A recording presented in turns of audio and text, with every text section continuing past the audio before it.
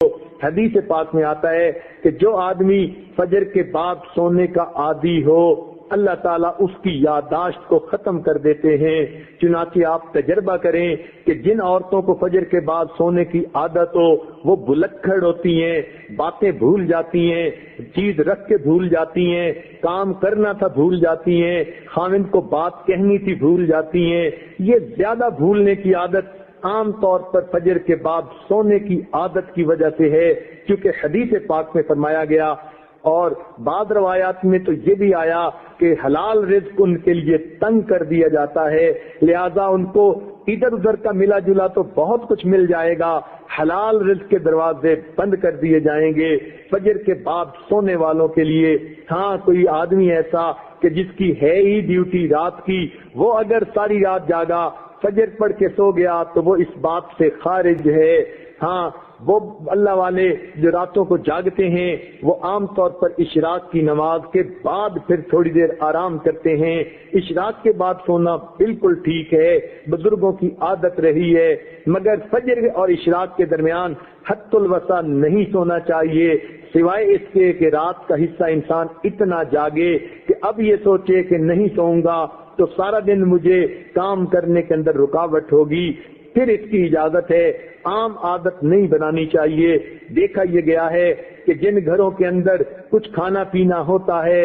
اللہ تعالیٰ نے دیا ہوا تو وہاں پر صبح کے وقت اسی طرح سوئے پڑے ہوتے ہیں بلکہ موہے پڑے ہوتے ہیں، پورا گھر قبرستان کی طرح لگ رہا ہوتا ہے کہ سورج نکل چکا اور گھر کے لوگ جاگ بھی نہیں رہے ہوتے۔ اس لیے کفر کی دنیا میں صبح کا ناشتہ سیریل کا انہوں نے بنا لیا، نہ کچھ پکانا پڑے اور نہ کچھ تردد کرنا پڑے، بیوی اپنے وقت پہ جاگے، خاوند اپنے وقت پہ جاگے، بچے اٹھ کے سکول جاتے ہیں تو وہاں مائیں ان کے لباس پہلے ہی تیار کر کے رکھ دیتی ہیں، ان کو کہتی ہیں بیٹے صبح اٹھنا الارم لگا کر سکول جانا ہے۔ بچے اس لیے کہ سکول اگر نہ جائیں وقت پہ تو ان کو استاد کی طرف سے جھڑکیاں پڑتی ہیں، سکول کے اندر سزا ملتی ہے، وہ اپنے وقت پہ اٹھتے ہیں اور چھوٹے چھوٹے بچے اپنے کپڑے خود بدلتے ہیں، سیریل کا ناشتہ، ٹھنڈا دودھ بھی مل گیا اور کہیں سے ان کو جو ہے وہ کوئی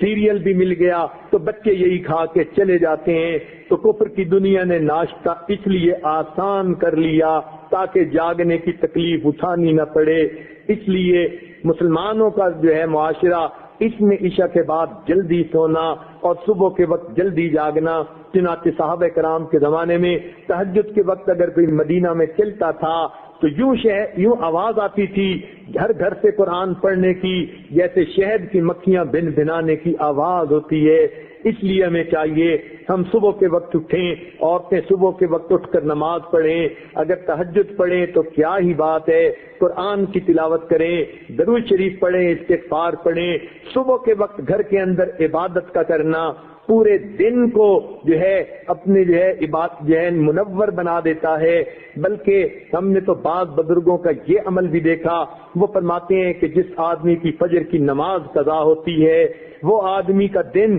زندگی کا منحوس دن ہوا کرتا ہے۔ چنانچہ ایک آدمی نے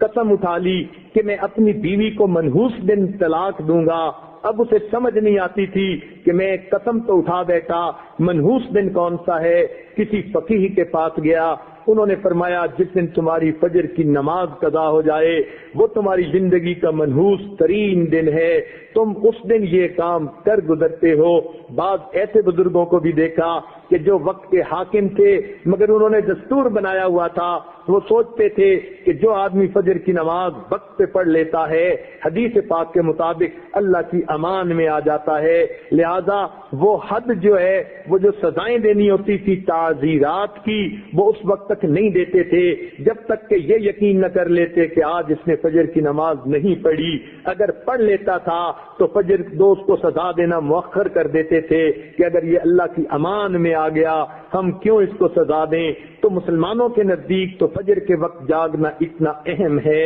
لہذا عورتوں کو یہ بات مشورے کے طور پر پیش کی جاتی ہے، زندگی کی ترتیب کو سنت کی ترتیب پر لانے کی کوشش فرمائیں، اور اس کا بہترین طریقہ یہ ہے کہ رات کو سوئیں اور دن کو جاگیں، عشاء کے بعد کام جتنا جلدی سمیٹ سکیں جلدی سونے کی عادت اپنائیں، تاکہ تہجد میں فجر میں آنکھ کھلے، انسان کے جسم کی نیند آرام کا تقاضا بھی پورا ہو جائے، اور صبح کے وقت پھر آنکھ کھلے تو اللہ تعالیٰ کا حکم بھی پورا ہو جائے۔ اس طرح انسان کی زندگی پرسکون گزرتی ہے۔